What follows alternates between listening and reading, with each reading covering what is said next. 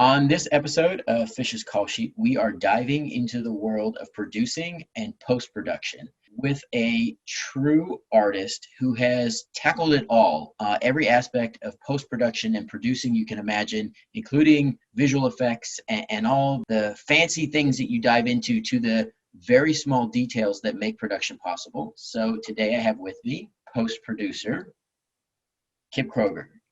Welcome, Kip. Hey, Mike, how you doing, man? I'm good. You've done so many projects. So I'd like to kind of dive through your career and you can kind of share with people kind of some details about what that entails and how you work. But maybe we'll start with you're a producer and you've specialized a lot in post-production, which is where projects really get made in a lot of ways.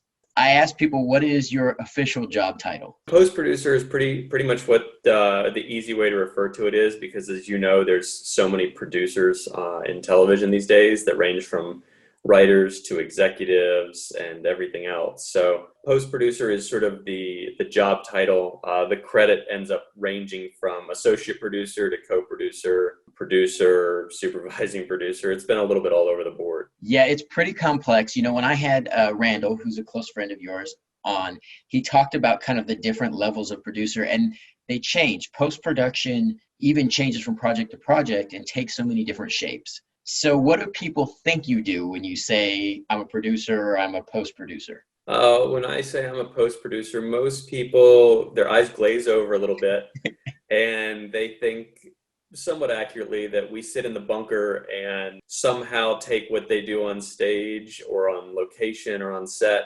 and half of them think I edit the show when we first start talking, and then somehow we get it on the air. And they usually know things like color correction and sound mix and editing, and so they'll say those things, and then and then hopefully it's somewhere in that range.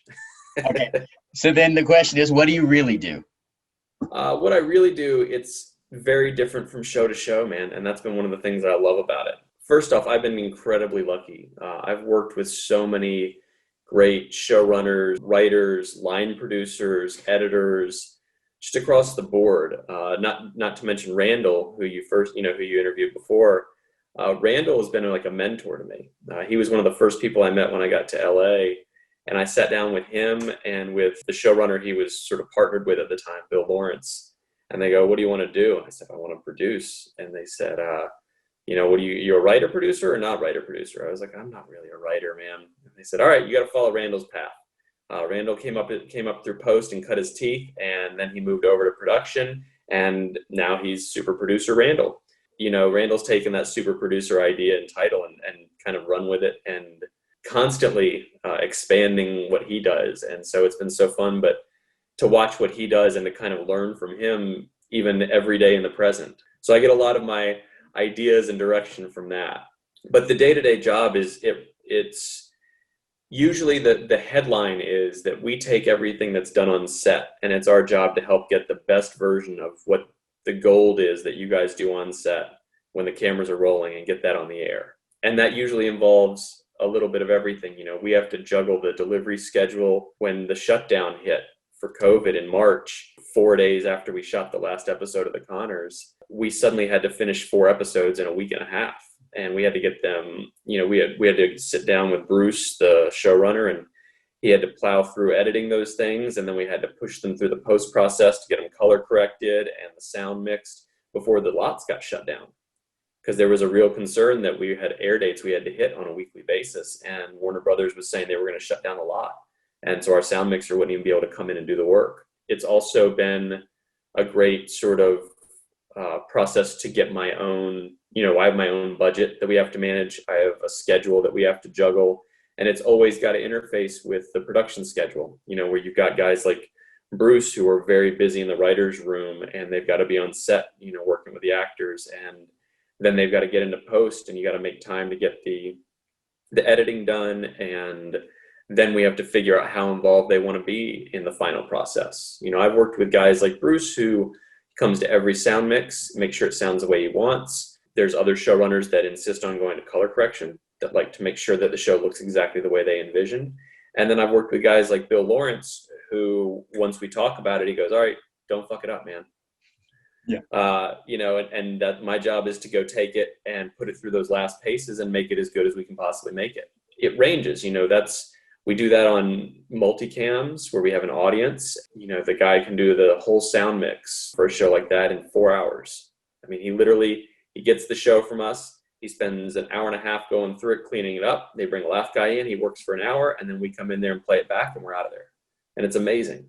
But I've also worked on a show like Whiskey Cavalier, which was an action comedy we did for ABC. It was a globe-trotting action show, and the sound mix for that would take 2 days and sometimes 3. And we'd have, we were trying to get the right types of gunfire and all the fancy electronic sounds and making sure the explosions were good, but you could still hear the dialogue. And, it's just a fun ride. If people ever saw what an editing computer looks like once you start adding in all the sounds, because it's so funny, we all think about the visual, and having edited, you have a couple lines of visuals, right? You might have 3-4 lines of visuals, but there can be 30 bars of different sounds and how they overlap. You're ramping one up and you're taking one down, and the car in the background sound has to go down so that you can hear the conversation, and then the gunfire, and then gunfire in the distance, and the sound of things hitting the ground, maybe shells hitting the ground, things being hit and people diving, like all of these really subtle detail and layer to production. It's so crazy when you start looking at sound, especially anything that has action in it. Oh yeah.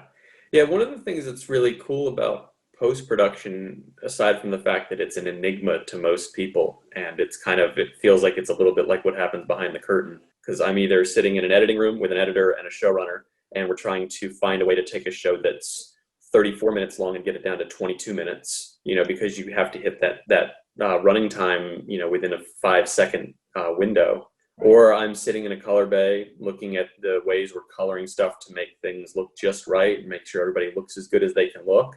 Or we're on a soundstage watching it play back, that way. But you're right. It was when we were doing Whiskey, they'd have 2 video tracks at the top, and then there would be 20 to 30 at least for these action sequences where there'd be a fight.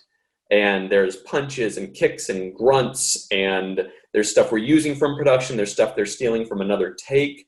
There's added environment stuff. Then we're putting score underneath it all that's got to somehow work with everything. It's fun. And it's also fun, to see how different people approach it. One of Bill Lawrence's favorite things, I think, is he loves to try and trick the audience. It's a game of, see if you can spot what I'm getting away with here. Whether it's something like Undateable, where the editor's cut would be 12 plus minutes over the time we're supposed to deliver, which is the equivalent of a show that's a third longer than it's really supposed to be. Yeah. Or if it's something like we did the show Ted Lasso that's airing right now on Apple, and we had an episode where their running times are more like, it's a looser range of between 20 to 30 minutes, somewhere in there. We had our first cut of one of the episodes come in at over 50 minutes. I mean, it might as well have been 2 episodes. Right.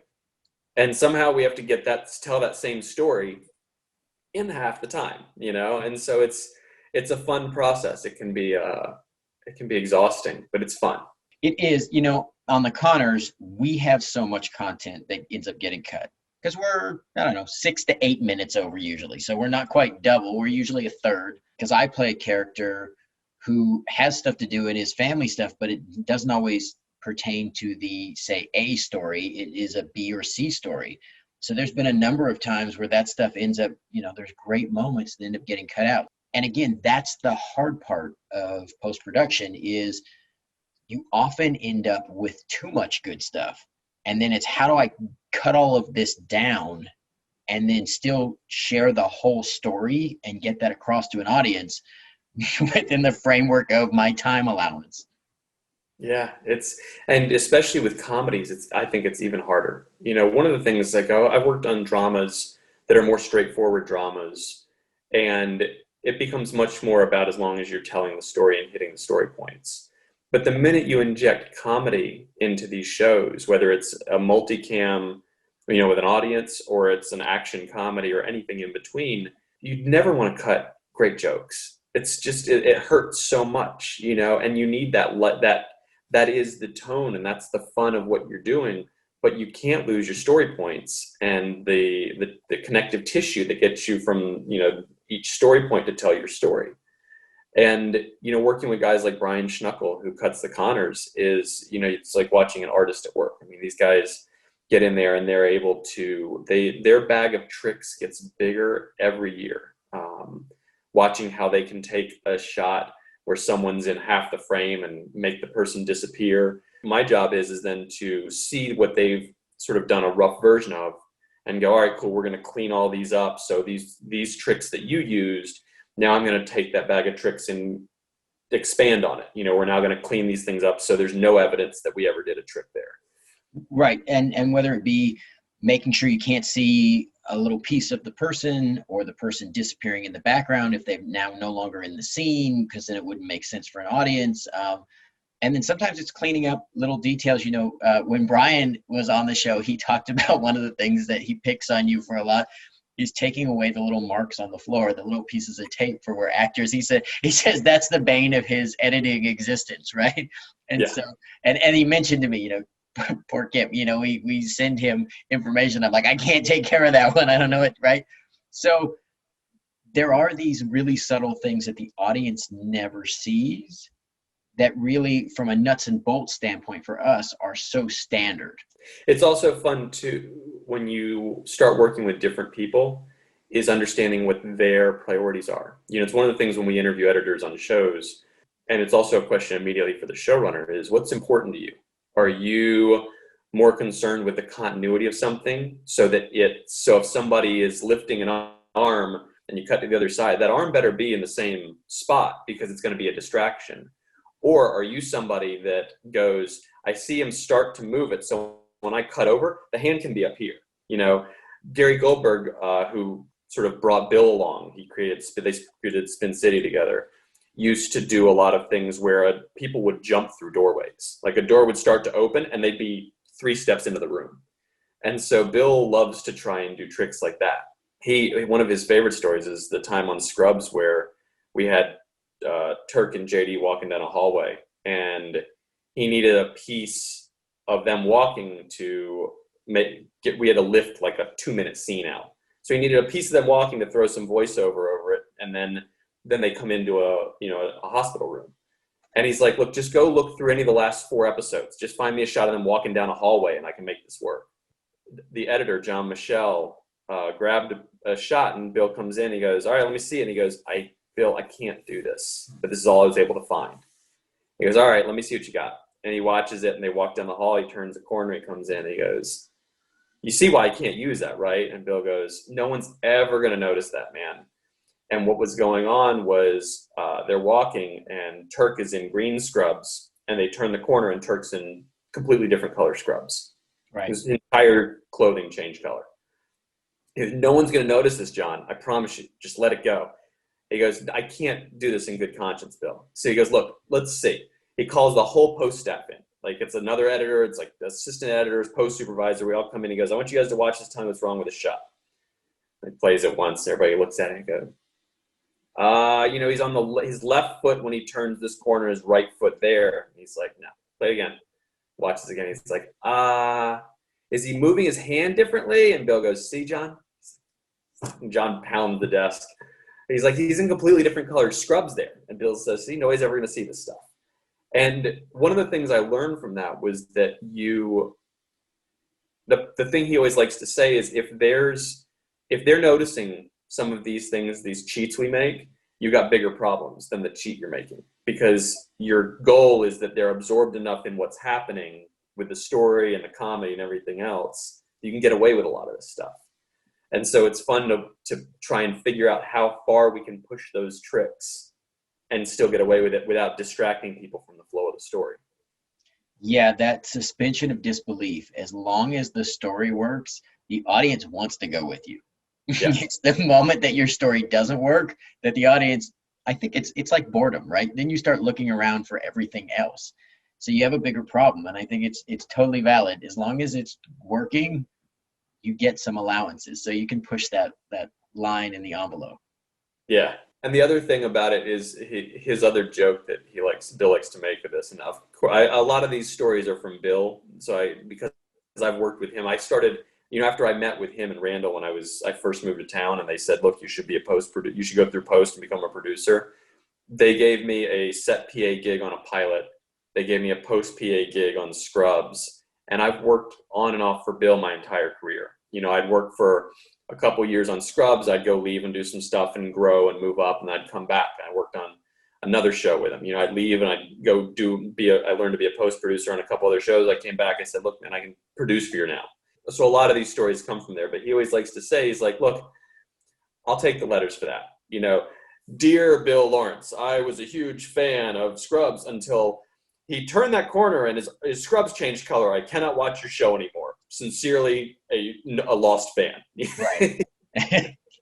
And we get those. I get those questions all the time. And I'm like, please come back, take a look at the next episode, give us a chance, and hopefully we entertain you. Because beyond that, there's nothing I can do, right? Well, and that's also what? Props to you for catching it. I mean, Yeah. if you can watch a show and you are attentive enough to details that you can catch us on some of this stuff, then that's impressive that you're noticing the details. Like, thanks for watching our show so closely.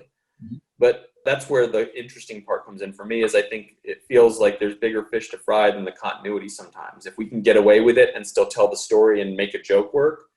I mean, we've had jokes where we've used the setup from one take and the punchline from another take. And the match is not great, but it's the best build of a joke. So you got to use the part that works the best, from a story perspective and a comedy perspective. And so I think it's fun to even get into those debates with people and let them come at you with them, What is the best part of your job, Kip? People. It's working with everybody. So I have a biology degree, and I studied computer science for a couple years in college, and I thought I wanted to get into that. But the idea of, coding by myself and working in a dark room gave me shivers. I think by nature, I'm a bit ADD, and producing embraces that. I can be over here in an edit bay and be paying attention and working on that, and get an email about something else and switch my focus over to that for 10 minutes, and then pop out and go to a color correction session, and then come back to editing and go over and do sound. And I can just bounce all over the place. And that's just in post, in my own projects, when you're doing production and creative as well, you can bounce from all of these things. And by nature of production and post being a freight train that you can't slow down in many cases, you can drill down into something for a period of time, but you have to keep bouncing from one to another. And I've been lucky to work with great people, between Randall and Barbara Brace, who's the line producer on Connors Now, and Kent Zabornak, who was there in between them, and Bill and Bruce, and I worked with Jeff Schaefer, who's a joy to work with. These guys across the board, getting the chance to work with good people makes this job fun, and it gives you an environment where I get to be creative. And I get to be a little nerdy, because that's kind of how my brain works. I like technology, and I like order, and I like organization and all that stuff. And I also love, being a goof and having a good time with this stuff. And, to be learning from people as my career's kind of progressed, and get to work under and with people that I really respect and I really enjoy spending time with. It doesn't feel like I'm having to work very hard, it's just kind of fun. Yeah, when you love what you do, it's not so much work. And I think it's funny, you talked about being a biology student and then computer science, and people go, well, how do you end up here? You end up here by following your passions, and some of those bits and pieces and the framework of things that you learned along the way help you manage these things now, and how to understand how organisms and groups interact together, and the importance, and those things relate in some ways to post-production, because you're integrating all these things. You have ways of taking that computer science, and it adds to your savvy when it comes to post-production. So I laugh because people go, how do those things fit together? You make them fit together, and ADD's not bad. I think those of us who really are passionate have a lot of that. Yeah, I think you do. And I also, my mom always gets a kick out of what I do because every time I talk to them, they're a little baffled by how you don't lose your mind, just by doing this stuff. And part of it is I used to drive my mom crazy when I was a kid because I procrastinated. I didn't like to do things until there was a real deadline. And those are all the people I deal with now. You know, Bill's a perfect example, and so is Bruce. They know what their deadlines are, and you are not going to get them with a fake deadline that they have to hit before that because they're going to laugh at you or just ignore you. And so understanding how those procrastinators work has been invaluable to me in surviving. Well, the deadlines are the best of the hardest part, right? Yeah. I mean, one of the things actually that's been a nightmare in a way for post-production is these shows that are dropping the whole season at once. Mm-hmm. Because all of a sudden, one thing that's that is challenging at the beginning, but becomes your blessing with something like The Conners is you're hitting weekly air dates. You get into a rhythm where, you gotta mix every Wednesday, you gotta color every Tuesday, you gotta lock a show every Monday, which means you gotta get the cuts from the networks and the studio and everybody, all leading up to that. And you gotta hit those marks. They can slide, we usually build in a cushion to accommodate a little bit of give and take, a day or two here, a day or two there. And I usually keep a few tricks up my sleeve for the emergencies, but there's a regularity to it all. And you clear an episode, you finish the first episode and you clear it. And then the next one falls in and clear the second one. And then the fifth one comes into play, so there's only like 4 or 5 that are in play at a time. Right. But these shows where we're dropping a whole season, like Ted Lasso, they want to push and deliver everything at once. You're not juggling 4 episodes that are in play at one time. You've got all 10 that are all active in some state that need attention.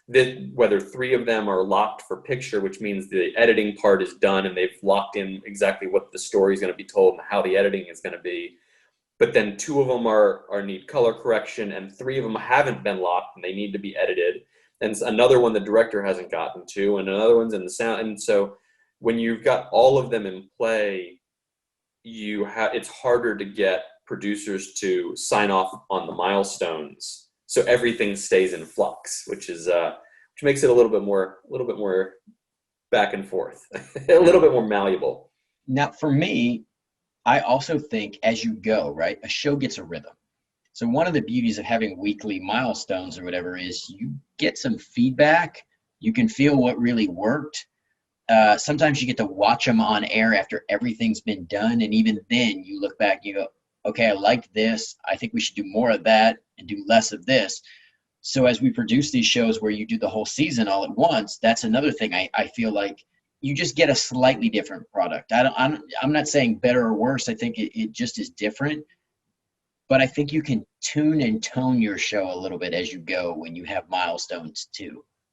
Totally. And it's also, we call it course correction. If you have a show that starts airing, so if you air your first episode while you're editing the 5th, then that means when you start going into your color correction, your sound mix for the 5th, 6th, 7th episodes, you've already seen how the first 2 look on air and hear how they sound. So one of the things that you learn in post is we call it downstream. So we make a final product, that looks, we watch it on these monitors that are nicer. They're $30,000 monitors, and we listen to it on a sound stage that's got more speakers than an amphitheater sometimes with this new Atmos thing that they're doing. So you listen to it in these perfect environments, and then you turn it over to the network. And, for broadcast networks, they compress what our big signal is down to, a 720, which is like barely HD, right. Signal. And they put all these limiters and stuff to fit it into their box, and they put it on the air. And you watch it on the air and you go, that's not what it looked like in the room we were in. What do we do? Like, how do we address that? And what do you tweak, right? Like, what do you tweak so that the downstream looks better? Right. And it's a variable that you really do have to it's a bit of guesstimation. And one of our rules that we try and stick to is you can't do your finishing for the downstream because it's a variable, and it's a variable you'll never have control over. but you do want to take it into account in a sort of subconscious state, where you go, yeah, but when we watch stuff on ABC, it tends to feel the colors are a little more contrasty. So maybe we don't make a big shift, but just turn that dial 5%, just to try and accommodate that a little bit. So you do very subtle things in that sense. This is the world that I love because it makes what production becomes. And it's the part that nobody dives into. Because I never really thought about the downstream, but I did know, because based on certain networks, some things come out more contrasty. Some channels crank up your volume a little bit, some down your volume a little bit. So things that you thought were a great loud explosion, for example, comes out and you're like, not quite, didn't have the oomph I expected it to have, where you're like, oh man, that overwhelmed everything. Yeah. Visuals, some channels, I don't know what they do in their process of compressing and things, but sometimes they become a little contrasty and a little pale, and others are like super vibrant. And I think it's the nature of whoever they have visually watching it before they put it out. Like you said, you don't know until you see it. So proof is in the seeing, and then you look at some of that stuff and you go, okay, well, we're going to adjust that. And then you kind of have to know who your target is, right? Yeah. And it's, it's an inexact science, and most networks will tell you that their goal is not to affect our content. Their goal is always to try and deliver what we give to them. I've spent a lot of quality time with the broadcast operations team at ABC, and they can't control what Spectrum or DirecTV does to the signal once they send it out. So we'll go over there and compare the Connor's top quality master to what we saw on the air, and they'll go, all right, now let's compare it to what we sent out to Spectrum and DirecTV. And so you're seeing there, like, okay, so the change comes at the next part that no one can control. We can do it, and neither can they. It's out of our hands. It's the best we can do with this. So it's an interesting process. It's a lot of problem solving, which I kind of enjoy. For people who are technical people in our audience, right? What's your best advice from a sound standpoint? If you are creating content, or if you're doing what? Either one, either creating or from a post-production standpoint. Just the thing that, if you're going to give somebody a tip. One of the big things that we deal with that is a challenge in post-production for sound, if we don't get things split up from production. If you do something on set where, say you're singing a song and they play the music that you're singing to on speakers on set, all of a sudden when we get to post, I can't separate your voice from that music. So I don't have control of those levels. So I can't adjust anything with your voice or with the music, to our liking, because they're all one piece now. Right. So the biggest thing for sound is always to try and record things all separately as much as you can. Yes, many. That also goes for channels. overlapping things or people saying things. Yeah. Try as much as you can. Try and keep things separated. The beauty of something like the Connors is that it is supposed to be a live, room of people interacting with an audience and everything else. So you get away with a little bit more of being like, no, that's really how it should feel. It's okay for the overlap to be there, but it creates challenges. How about for color correction? What would be your advice or your secret for color correction? The biggest thing with color correction for me is making people look, you want to make sure that your talent, the people that you're watching, look good. So you always want to protect your talent, and you want to focus on making sure they look good, that everything looks real.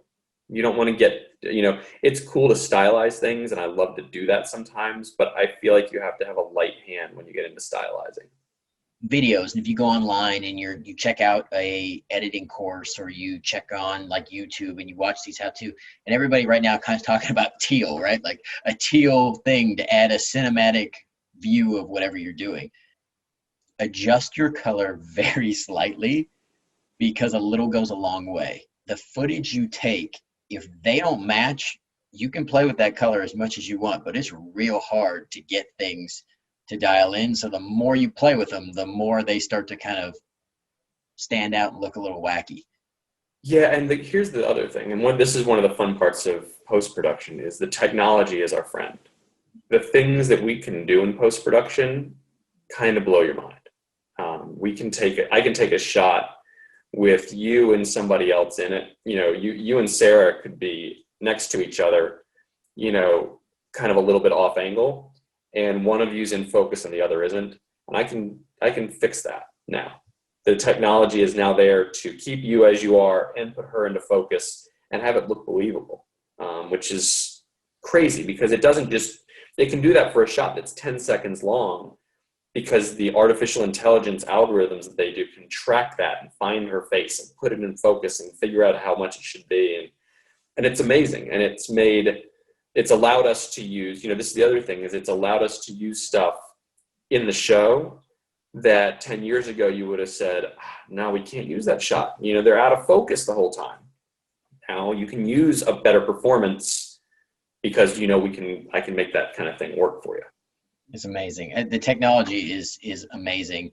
What are some of the programs that you use a lot? Well, this is where the post-production world and me as a producer start to diverge. Right. Post-production is edit on Avid's. That's the industry standard editing software. Most color correction is done in a DaVinci Resolve. Sound mixes are mostly done in Pro Tools.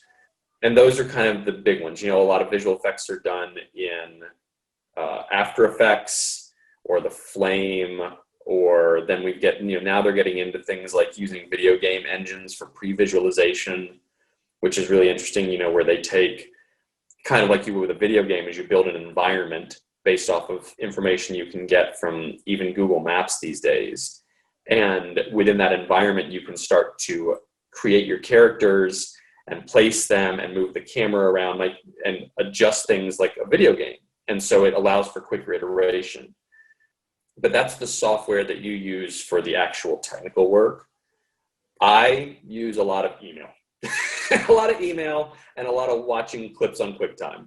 And that's aside from that, the other thing that, as far as a technology standpoint goes, with the world we're in now with lockdown, which has changed everything, we are reinventing a lot of the post-production workflow because everyone has to operate remotely and you still have to be able to collaborate. It's much better to collaborate when you can see someone's face.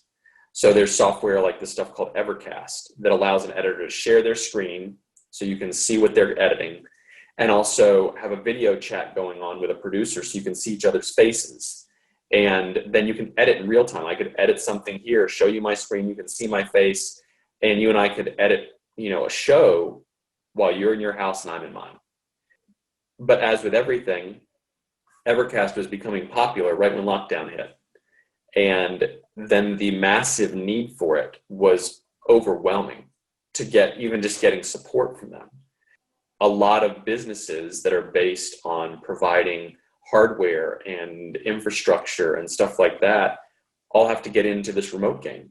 Mm-hmm. And some facilities, like one of the facilities that we use for the Connors digital film tree, is a small boutique house. They're not a big conglomerate, that does all the things, but they specialize in being on the cutting edge of technology. They've been pitching everybody to go remote for years. They go, look, I know you guys are used to doing things this way, but we have some tools that you might like. It might make your life easier. You don't have to drive across town to go from a location set into an edit bay and then over to sound mix or color correction. We got software that you can go to one place and see all those. And people are going, yeah, that's a luxury, and we don't have money in our budget for it. Their phone's been ringing off the hook since March because everyone knows that these guys have been pitching this for so long. So they're now amping up their offerings because they do provide infrastructure. So they can put our footage into a cloud that the vendors can access securely. They can provide a remote interactive solution to do remote editing and remote accessing the files and all types of stuff like that. So the software is a constantly changing thing, especially right now. Most of my stuff, I'm on the viewing side of most of it. What was the moment, Kip, that you knew you wanted to be in the entertainment industry? Yeah. One of the biggest ones, so I was a computer science major for a couple of years. I switched to biology because I didn't really know sort of what to do with getting into a film program. I went to North Carolina State. Mhm. It wasn't something that they were necessarily known for. And to be honest, I didn't know how I would get into the industry, and my parents didn't know. The only real link I had to it was a friend of mine that I went to boarding school with had grown up in the industry. His dad was a big executive, his mom was an actress, and we were still friends, even though we went to different colleges. But we kept touching base over the summers, and we would say, hey, what are you doing? Like, let's do some projects like we did back in boarding school. It'd be fun. And so we would get together and we'd, spend months talking on the phone and stuff. And I remember we found this band where I went to college that was pretty popular. They would play all the big parties and stuff like that. And I remember calling him and going, hey man, I think these guys could, it'd be great to put their music in a movie or a show or something we put together. And he's like, really? Let me hear him. And I played him. He goes, we should make a music video for those guys. And I was like, I mean, I'd love to do that. Can we do that? Do we know how to do? And he's like, yeah, we could figure it out. And I was like, really? Like, do you have any idea? He's like, trust me, we'll be okay. I promise you we can do this. I was like, all right, cool. I'll go make it happen. So I tracked these guys down. I tracked their manager down. I hounded them for a while. I finally got to meet him. I finally got to talk to him. I convinced him we could do this thing. He came on, we convinced them. We found a song in their new album that we made this music video in the backyard. My parents had moved out of this house that I'd grown up in and had moved a half hour away and hadn't sold the house yet. So it was an empty house. So we took over that for a few weeks, shot the music video there with just friends and family. We drove down to Wilmington, North Carolina, where they make a bunch of TV shows, and we pulled up and we said, we want to rent equipment to shoot a music video. And he said, well, so what do you need? And we said, oh, no. Everything. Oh. And this guy's been doing this for 30 years. And he looked at us and he goes, oh, geez. All right, here, you're going to need some of this, some of this, some of this, some of this. And he gave us a pile of lights and C-stands and a bunch of equipment and sandbags. And we filled up the car and he said, all right, you bring it back in 2 weeks and you should be fine. And we drove back and we set it up and we played with it and we were popping circuit breakers every 15 minutes. And I remember we were doing this and we went and sat and had dinner with my parents one night, and they said, my mom was talking to me and I was kind of somewhere else. And she's like, what are you thinking about? I was like, oh, I'm just trying to figure out how we're going to do this thing, because I started talking through all the process of what we were troubleshooting that day. And she's like, I've never seen you so focused and enthusiastic about anything ever. And I remember sitting there being like, you're right. Like, this is fun and it's engaging. It seems like there might be a career that you can make out of doing this. I don't know how to really get there yet, but if there is, I want to find out. Mm-hmm. And that was kind of a galvanizing moment. Because from there, then the next summer, he and I made this documentary that was a huge experience for both of us. And we had another moment with that where it was like, are you going to do this or not? And so those couple moments, they track through and they stay with you. I think I may have unintentionally given my daughter one of those moments in the last couple months of quarantine. We were sitting here and she started talking to me about production, and I started talking about how you miss it, right, when you can't do it. So we decided to make a short film in our small living space using 3 rooms and trying to come up with something significant. So we're in the process of editing it, but the crew was my daughter Isabel and I. She's my cinematographer and my camera person and my co-creator, and my writing partner and I wrote the script, and then it's mostly, and then I did it remotely with the few people I needed. We used his friends from college and an actor that I knew who she's amazing, and we did it remotely via Zoom, same as we're doing this. And my daughter all of a sudden said, oh, I really like this. And so now we're in the process of editing and color correcting and doing all these things. And you learn a lot when it becomes your passion, and the necessity makes you learn, right? Your passion pushes you. And the circumstance, one of the things I think that's so fun about making content and also about the process and the industry and all this stuff is it's not hard to conceptualize your destination. Once you have an idea of what you want to make, whether it's a short film that you've got an idea for, or a web series you've got a longer idea for, or a documentary that you're passionate about the content, about the topic, whatever it is, you can kind of wrap your head around the destination. So it becomes like, all right, how do I get to that place on the map? That's something that we can, as people, I think you can kind of track. And then as you get into it, you start to see like, oh, well, one day I can be a writer, one day I can be a cinematographer, one day I can be an editor.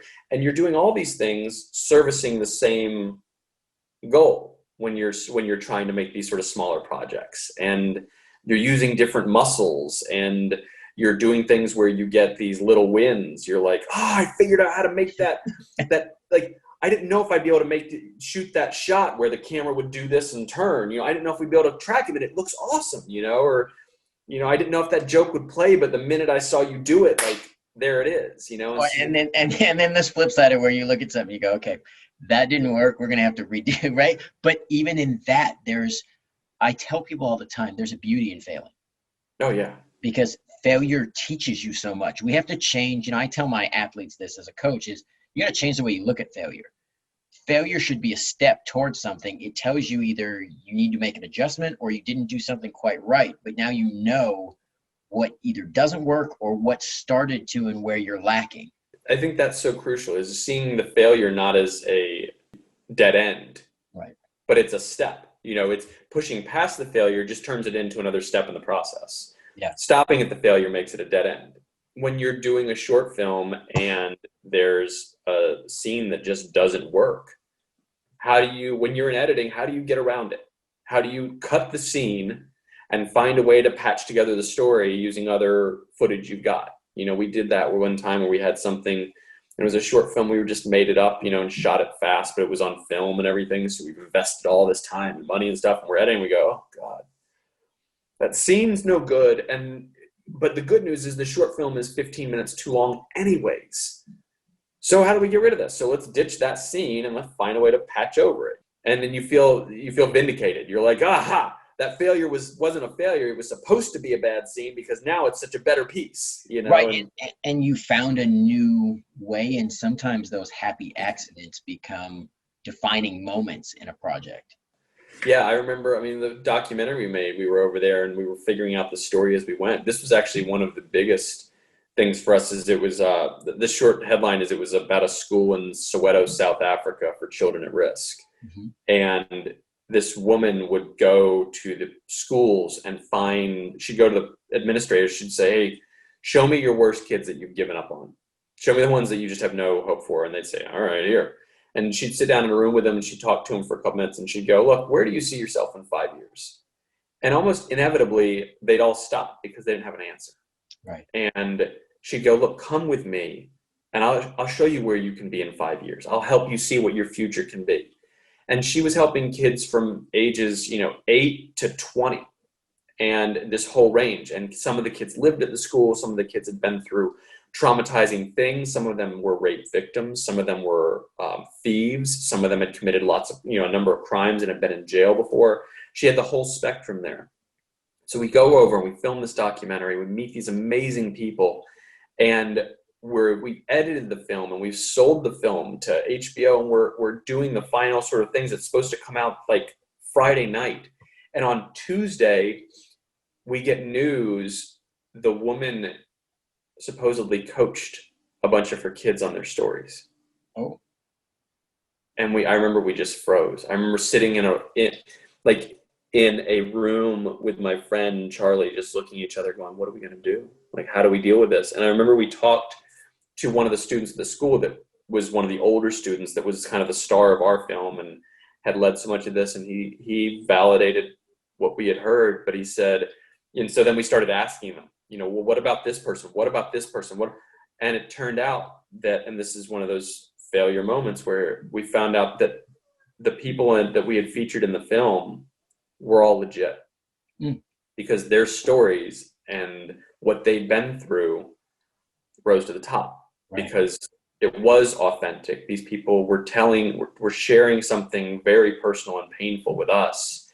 And the experiences that we tracked in the film actually, by nature of it being naturally what was the strongest from a storytelling perspective, turned out to be the real ones. So it was a validation of the storytelling and filmmaking process. It was a huge disappointment in the woman, and the corruption that, is there. But it was definitely a learning moment at the same time where you just kind of see how things can go sideways. And, the last thing we ever wanted to do was to be putting out something that was fake. You don't want, because we've been moved by it. We've been moved by these stories and these people that we met, and we felt very close to it. And the idea of putting out a version of it that wasn't authentic made us freeze, because you go, well, that's not who we want to be. That's not what we want this film to represent. And then to find out that it had worked out by nature was a little bit of pushing through that, and a big reward in kind of the process, I guess. Efficacy and morality matter to you. Having integrity matters to you. That's kind of the way you just go through your life. It's one of the things, knowing you personally, that I admire so much outside of the work, and it carries over into your work, and it's really admirable.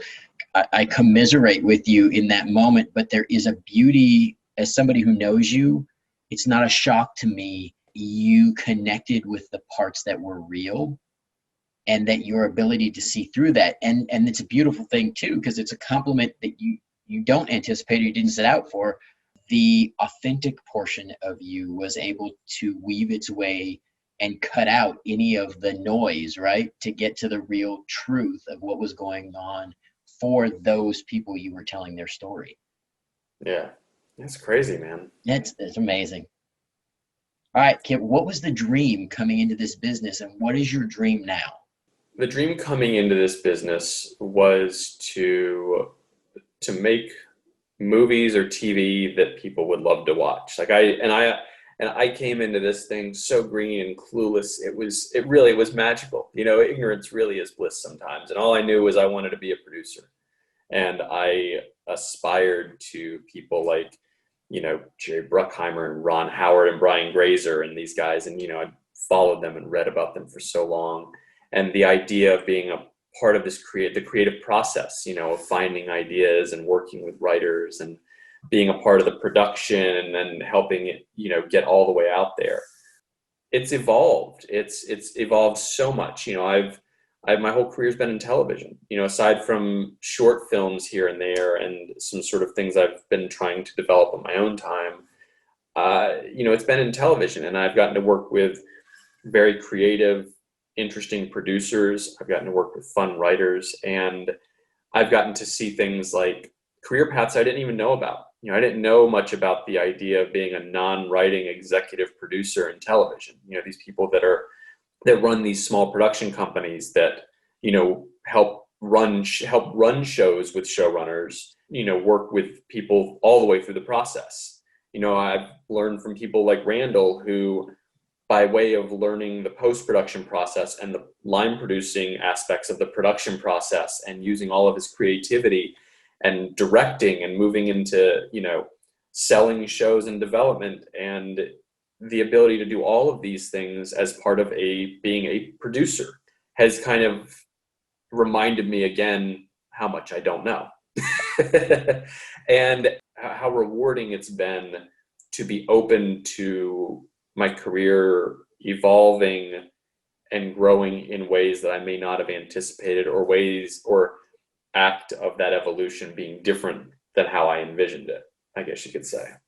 Yeah, I always think never losing that kind of childlike wonder of being okay with the fact that you don't know everything. And what you don't know sometimes drives you to new innovation and creativity. And that's what pushes us to find something new, to go out there and venture, to try a program, a way of doing things, an idea that other people said, it probably won't work, or you can't do that. You go, hey, well, could we, right? Could we make it to the end of that? If I know the end's here, like you said before, can I build the bridge there? I think that's the beautiful part. I don't ever want to lose that wonder and joy and imagination, because that's, I think, where the best work comes from.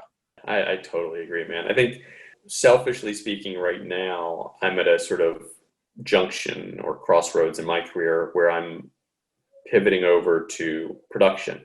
I've been producing post for so long, and I'm now getting an opportunity to integrate myself more into the production process. I'm working as a production supervisor on a pilot while also overseeing post, and sort of getting the chance to move off the sidelines of production, where I've been very involved in it for years, but now I'm actually moving into the seat where you've got to use the muscles to make decisions and ask yourself hard questions and figure things out that I watched people figure out for a long time. And that's been really exciting because, like I keep saying, this idea of creative producing, sort of taking as many pages as I can from Randall's book, is built on experience and knowledge. And the more I can understand more of the process, and the more I get to work across the process, the entire, any as early as you can be involved in from a development standpoint, all the way to delivering a show, the more effective I think I can be in that title, or in that job. And again, you get to work with more people. You get to work with more talented, fun people that, have things to share and experiences to be a part of. So it's all fun.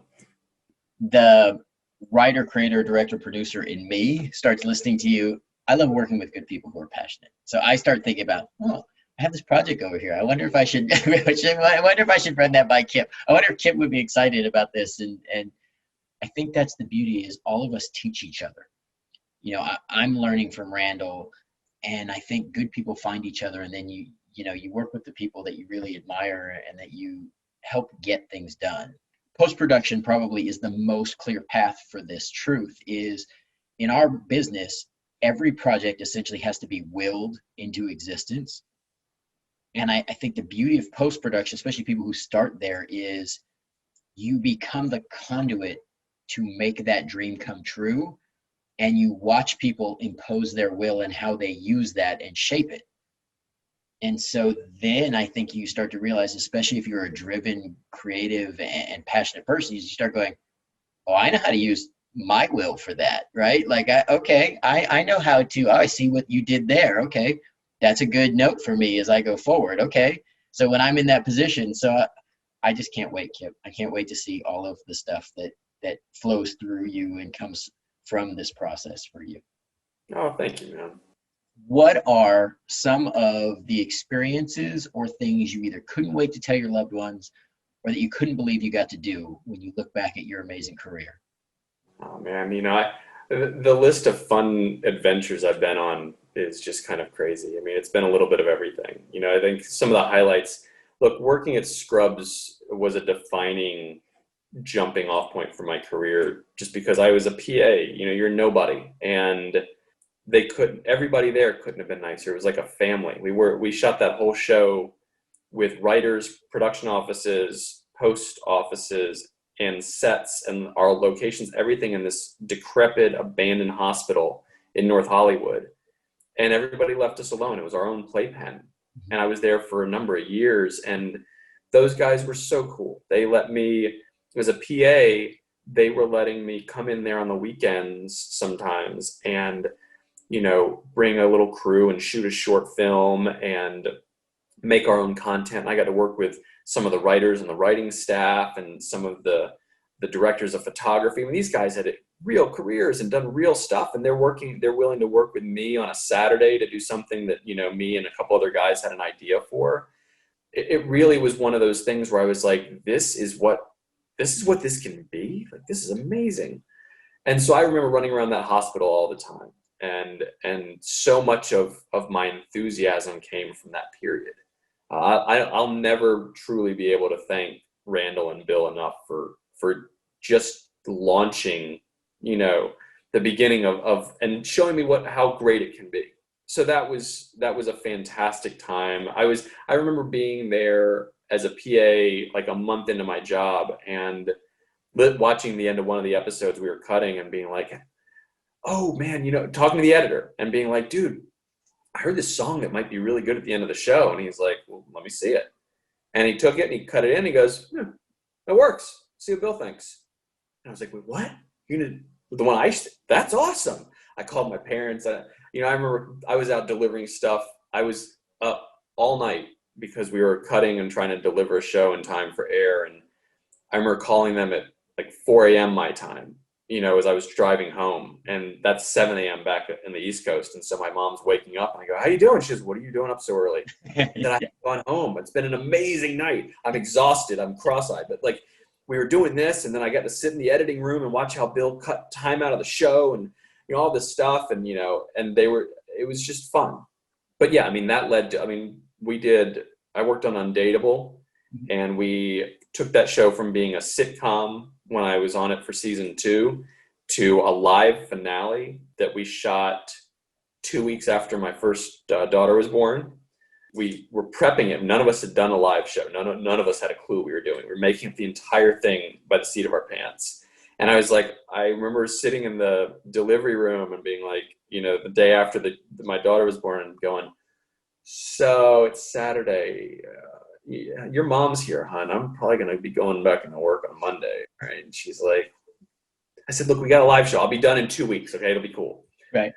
And we did. And then we did it. We had so much fun doing that. We then took the whole 3rd season was all live, and we brought our composer on set. So all the little cues in between the scenes, he was jamming out on a little side set with a drummer just to transition us, and we would be live streaming within a scene. So they'd be doing a scene, like if you and Sarah were doing a scene, and then imagine Lori sitting on the side live streaming from her own angle and live tweeting when she wasn't in the scene. Like we were doing all these gymnastics like that. It was surreal. We had a social media influencer like room on the stage that was like a party that was going on, where people were like live tweeting and live streaming and stuff all while the show was happening. It was all part of it. It was all this it was a bit of a 3-ring circus, but it was fun to always push the boundaries. We took, we do scenes outside the stage. I mean, it's live, like Phil Lewis said, he was walking back in one day with the AD, and we had a scene where Brent Morin was going to be outside doing a scene.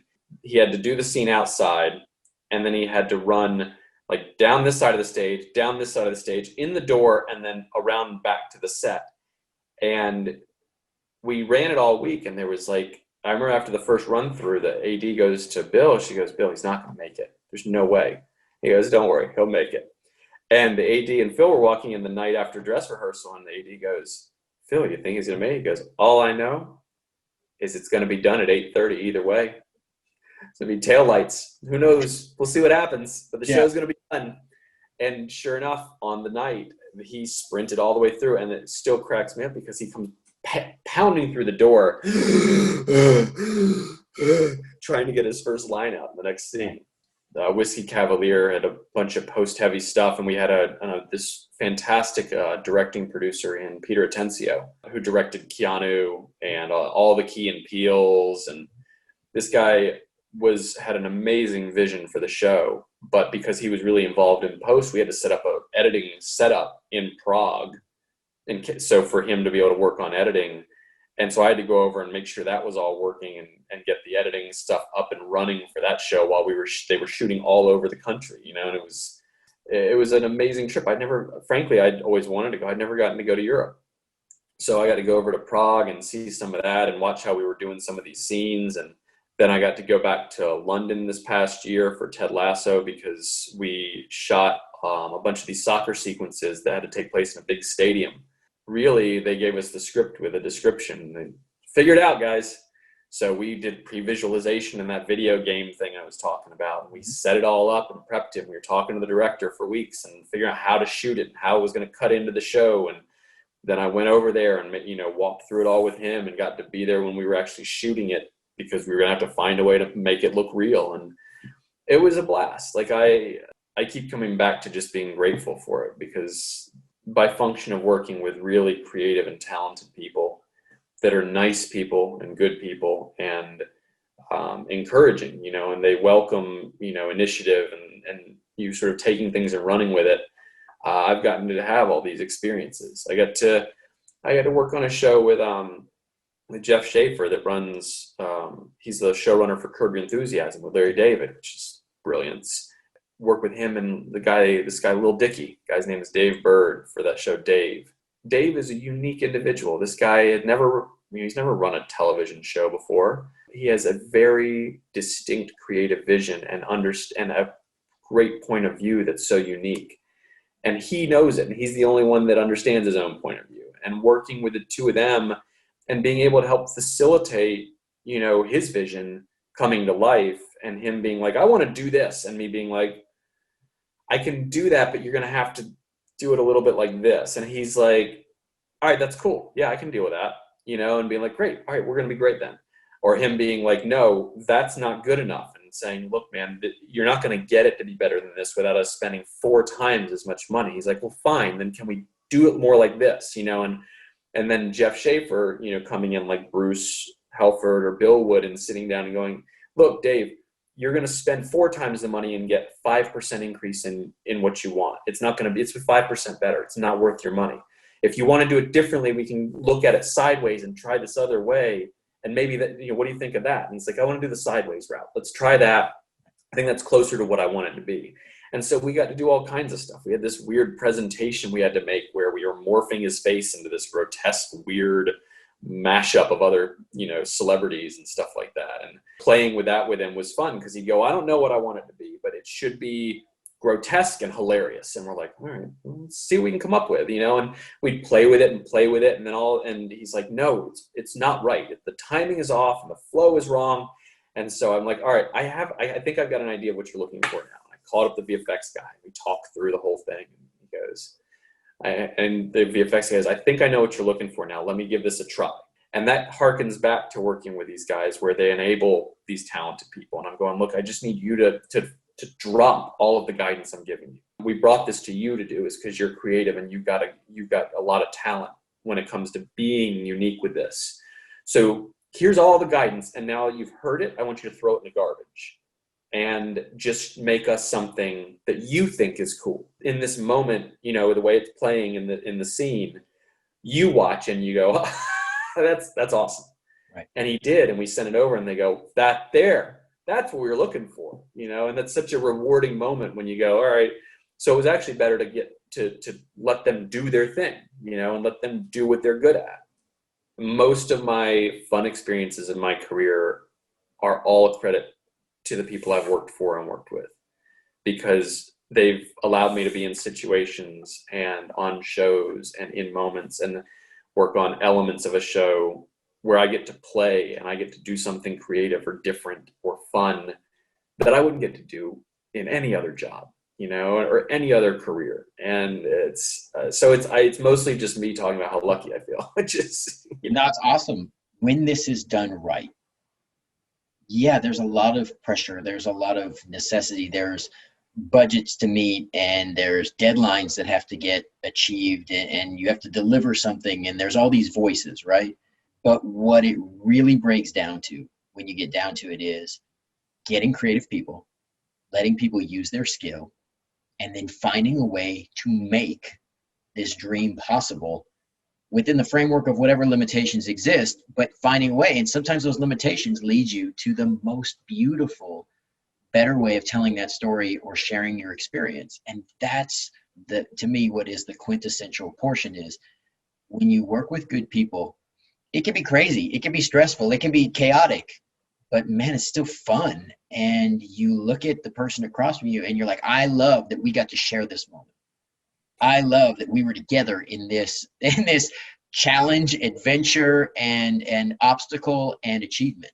I totally agree. That's what I think when I keep coming back to what I love about producing is it's about the people. It's all about who you're working with, because it's empowering them and helping them and managing them and doing all this to get everybody to give us the best version of what they can do. What's the first thing you look at on a call sheet? First thing I look at a call sheet, just the generic call time, because that for post-production, that tells us when the footage is going to get sent over. Like if it's an 8 o'clock call, we're going to get the lunch break around 2 to 3, and they'll probably, if it's most days they'll wrap, around 10, or it'll get to the end of day footage. You'll get over there around 10 or 10:30. What is the last thing, Kip, you want to see on a call sheet? I think it's a late call. Anything afternoon means it's going to be a long night. What is your favorite thing to see at craft services? Oh man, you know what? Lately, it's become those these apple slices with the peanut butter and the granola in them. Those have become my favorite go-to for a snack. All right, now what is the thing you hate to see at craft services? The saran wrap where it shows everything's closed. The wrap over everything. Yeah, it's closed off. You're done. Yeah. All right, Kip, how do you define success? Defining success, I think, for me, comes down to balance. It's a balance of being challenged and feeling capable. It's a balance of feeling like I'm being valued and getting to exercise sort of a balance of, for me, a balance of creativity and the other organized side of my brain, and contribute to the vision of the show. But it's getting to work on things that I really feel proud of. It's getting to work on something where I know that when it's done, I'm going to be happy to tell my friends and my family, hey, you got check it out. You'll be glad. I think it won't be a waste of your time to check out what I was working on there. How are you doing based on your definition of success? I feel pretty good about it, man. It's an ongoing internal roller coaster, feeling like I need to be doing more, I need to be doing it faster, needing to be accomplishing more, and being very grateful for the ride I've been on, and wanting to make sure that I keep pushing myself, because nobody else is going to really push me. One thing I've learned in this business is that people, when you get good at what you do, people are usually pretty happy with you staying right there and doing what you're good at. So every time you want to expand your reach or expand your skill set, it's going to take pushing. It's going to take a lot of 1 step forward, 2 steps back, a step closer, only to realize that it was actually a quarter step closer. And being cognizant of that and enjoying the journey along the way. Because like I said, some of these stories I was telling you, some of the things that have been most fun for me, it happened when I was a PA. That had nothing to do with achieving my ultimate goals, but the environment and the experience was magical and was really fun. So I feel pretty good about how it's all going. I look and I see you as a great success. And I think in this interview, you highlight why. And for me, what you did is I come pretty highly motivated, but you made me excited again. You inspired me. And what you said is really apropos. And it's something that I face and struggle with, is when you're good at, especially when you work in one area and you get good at something and you become known for something, people like to keep people in those boxes because they like to have people they can depend on in certain roles. So if you want to grow, you have to really expand and push, and it's not always easy, and people are always comfortable with that. This is something I always told my kids is, going back to you being a biology guy, is lobsters, right? Lobsters, we don't know exactly how old they are. They have an exoskeleton. We're not 100% sure what the process is. We just know in order for them to grow, they have to shed the shell of protection and become completely vulnerable to the world.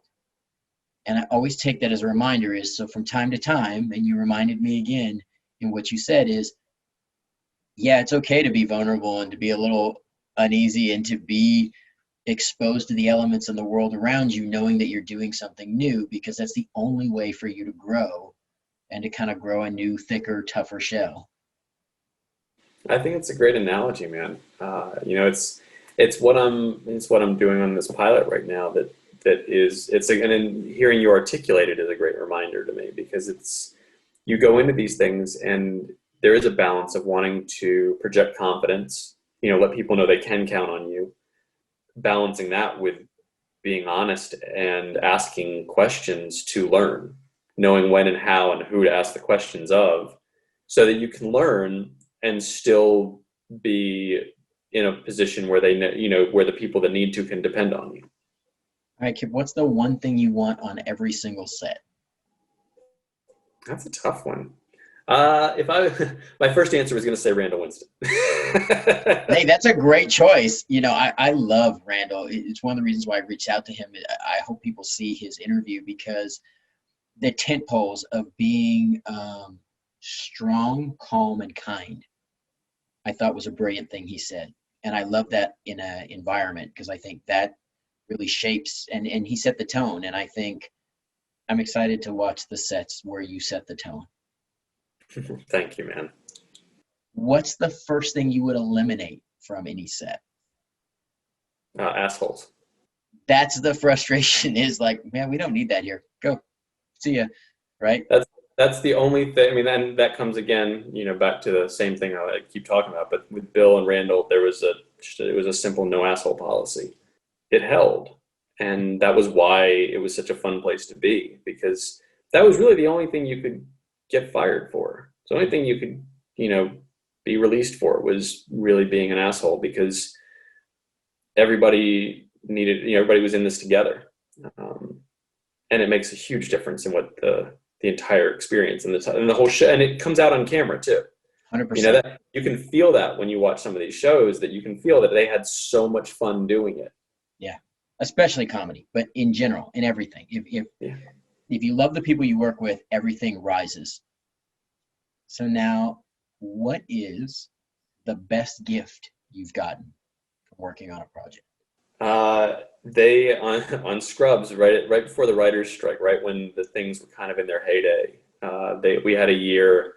We would do these huge Christmas parties, and every department would come up with a gift and do it for the whole crew. So one year we got the cast got everybody beach cruiser bikes, and the producers got everybody director's chairs. And that combination was pretty amazing. And I actually still have both of those. Randall talked about the bikes. He talked about everybody riding around on their bikes. I thought that's a quintessential example of an inclusionary thing where director's chairs you see on set. So for everyone to have one, I think it says we're all together. And then a beach cruiser where you guys actually went out and rode bikes together as like, this is something we're going to do and something fun, and we're active together. I think it's a beautiful thing. Yeah, it's so fun. What do you want those people who worked with you to remember about you? I hope they had a good time working with me. I hope they felt like I had their back. Having the backs of the people I was working for, so they knew they could count on me, or having the backs of the people that were working for me to know that they could, that they could do what they needed to do, and I'd protect them. Either one of those. Perfect. All right. What is the legacy that you want your loved ones to take from your life? Oh, wow.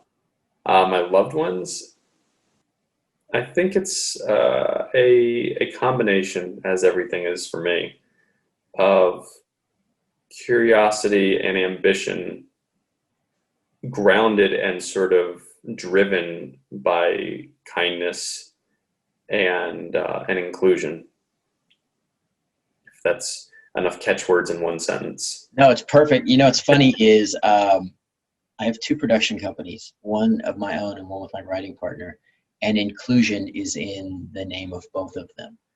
So it's funny that that's the word you used, because we're already kind of in kindred spirits, but it really is that thing of wanting people around you to know that they're wanted, that they're valued, wanting people in your life to know that you care, that there's some balance between work and desire and commitment and joy and fun, and that all of these things matter, and that they're all included, and that everybody else is included, that there is an inclusiveness to your life on all levels.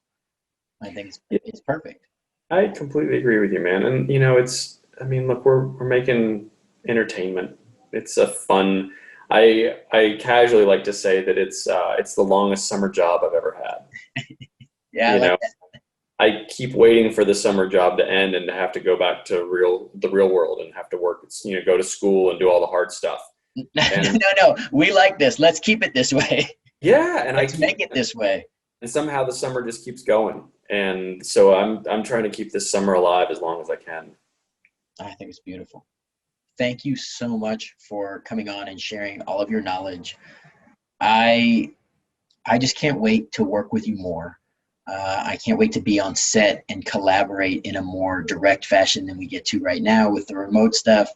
And I really look forward to being able to do projects with you in the future. It's such an exciting possibility for me. Oh man, me too.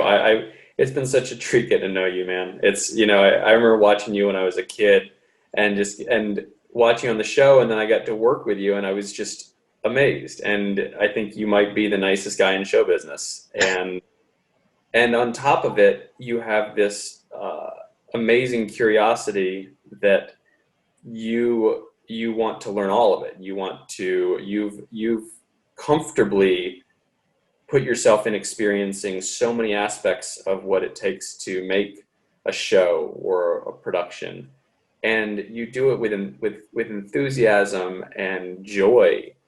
I love working with you. I love to work more with you, man. It's a treat. It's been a treat getting to know you, and thank you so much for having me on here. I'm flattered. Absolutely. Feeling is mutual. So we'll celebrate more and hopefully a lot more projects together. Sounds great. If you liked what you saw, or maybe you want to know more about the entertainment industry, check out some of our other episodes where we dive into other departments as I celebrate all the amazing people who make production possible. If you'd like to be updated on Fish's Call Sheet, go ahead and subscribe or hit the bell below so you know right when we update new information.